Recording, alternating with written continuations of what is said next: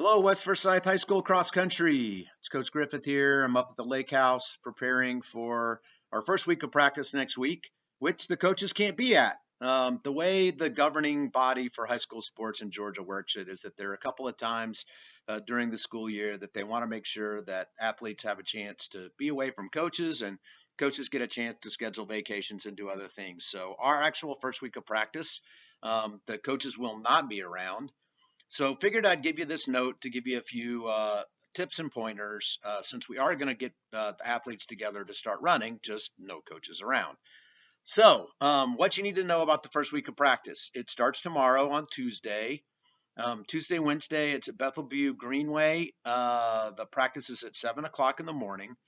Both of these practices will be pretty short since they're our first runs back during the year. For brand new runners, you may only be running for 20 minutes max, and that might include some run walk if you're a brand new runner. So parents, if you're dropping somebody off, you might want to hang around, take a walk yourself. Don't go too far away because your athlete will be done pretty quickly. On Thursday through Saturday, practices are at Fowler Park, and we meet up by the soccer field. So just follow the signs if you're not familiar with Fowler Park. Those practices will probably take a little longer, not because we're going to run a super long distance, but because we want to get the kids together to do some activities to get to know each other, and those kind of things will take a little bit of time. So count on probably about an hour for each day, Thursday through Saturday. 7 o'clock, Fowler Park up at the soccer fields. Things to know and bring for your first week of practice. So for sure, you need to be in a good quality pair of running shoes. And you need to be in a fresh new pair of running shoes. So if you are running in shoes from track season, they've got a bunch of miles on them, it's time to replace them. We always recommend that you go to a running specialty store and bring your old shoes if you've been running before so that they can see kind of what the wear pattern looks like on the bottom. Try on the new shoes, not just to see how they fit, like how comfortable they are, but walk around in them, run a little bit in the store, have the sales associates look at you. These people work 40 hours a week, full-time jobs to make sure the right athletes based upon their mechanics get in the right shoes. So please take the opportunity to get fitted with the right shoe based upon your biomechanics and the way that you run. Don't buy the pair that you just think looks the neatest. Do not buy a pair just because it's on sale. And don't buy it just because your friend swears by it because your friend's built differently than you are. So brand new pair of running shoes. The other thing that you're going to need for practice is a watch. So here's the thing about watches.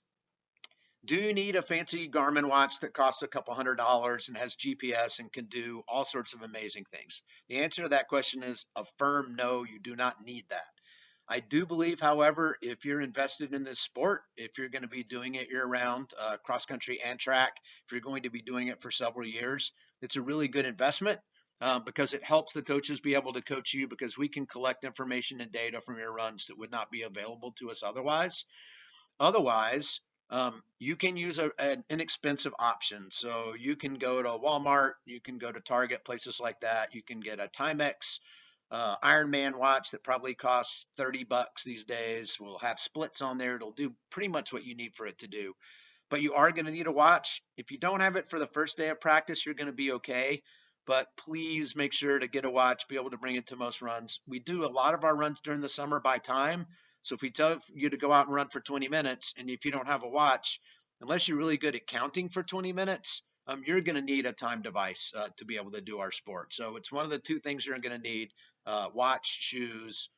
That's pretty much it. We do recommend that you bring a water bottle for after practice. For the first few practices, we're not going to be running a super duper long way. It's not going to be incredibly important that you hydrate immediately after you run. But in general, during the summer, it's just a great idea to bring a water bottle with either water or some sort of energy replacement drink, Gatorade, or any of the fancier versions of those to be able to hydrate after you go for runs. So that's pretty much it for first week of practice. Here's what our goals are going to be for the first week. We would like for everyone on the team, every single person who's going to run cross country, whether you're the most experienced athlete and you've been training year round running high school cross country and you ran in middle school, or whether you're a brand new runner who this is the first time you're going to be doing it, we want to make sure that you run at least 4 days this week. You don't have to run super far, and you certainly aren't expected to run super fast these days. But to get into a regular rhythm of running is the most important thing that we can do in the first week of practice. For brand new runners, the first couple of days of practice, here's what your practice is going to look like. We will have experienced runners there on the team, no coaches, who will run with you and hang around with you and help you cover 20 minutes worth of running. For those of you who can run much further than 20 minutes, cool, that's great. You're only going to go 20 minutes to start. If you're brand new and the idea of running 20 minutes is still kind of scary to you, that's cool too. We can do it in a way to where it's run walk, but there will be somebody with you to make sure that everything's going to work out okay. If you are in a situation where you're just running for the first time and getting into shape, what we would suggest that you do for a 20-minute run is break it up into equal segments of running and walking. So be systematic about it as opposed to just running until you can't run anymore and then walking until you feel like running again. We'd much rather see you in a system where you would run for 3 minutes, walk for a minute, run for 3 minutes, walk for a minute. Something that's systematic, that's regular, that you can, look forward to and eventually build up on to where you're changing that ratio to where you're doing 5 minutes of running and only 1 minute of walking, and eventually get to the point where you can run for 20 minutes straight. And by the end of the season, probably much further than 20 minutes straight without being able to walk. So that's brand new runners. Experienced runners who are coming back with us, who ran track, who have been running cross country, who are athletes who've been in shape during the spring season, we'd suggest that you start off the first week of practice running an amount of distance that is about 2/3 of what your normal kind of in-season, middle of track season, middle of cross-country summer training distance would be. So, for example, if you're a high school varsity guy who on a normal sort of easy day of running when it's not a workout day would run an hour, we would suggest that on a day like that you would do 40 minutes. If you're a girl who a normal kind of everyday run for you is 30 minutes, then we would see you out for 20 minutes. So you can do the math yourself, know what's expected of you, but we want you at some place that's around kind of 2/3 of your normal everyday easy volume. The other thing that we'd suggest that you do during this first week is after you complete your run, do a couple of striders, which is just running at a pace that's slightly faster than what your regular everyday running pace is.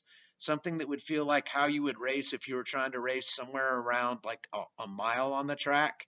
And you do that only for somewhere between like 50 and 100 yards just to get a little bit of faster running. And then the rest in between those faster running sets would be an equal distance walk back. So if you ran out for 50 meters at kind of mile race pace, you'd walk back about 50 meters just to kind of get the legs turning over a little bit so that as we get into a little bit faster running at some point, it won't be completely foreign to your body. Last thing that I've got for you today is you have homework. And I know I feel horrible saying that to you because you just got out of a school year and you don't want any homework. But here's one thing that everybody needs to work on.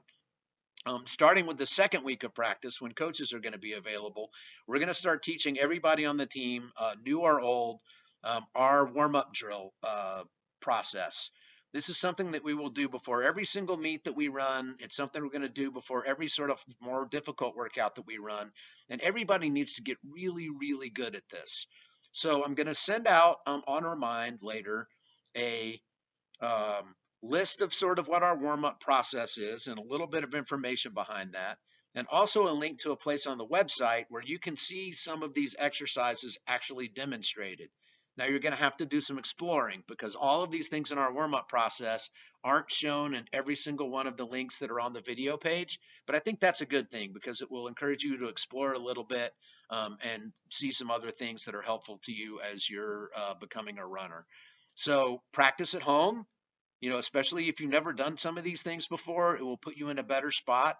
Pay attention to the instruction that are given to you on the videos and some of the key cues that the people who are demonstrating the exercises tell you about, what you're supposed to do and what the form mechanics look like and why they're important.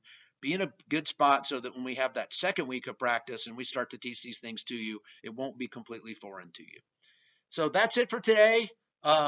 Happy Memorial Day. I hope everybody's taking a moment to be thoughtful and thankful for those who gave the ultimate sacrifice for our country and give us the freedoms that we have currently. We will see you next week. Have a great first week at practice. This is Coach G signing off.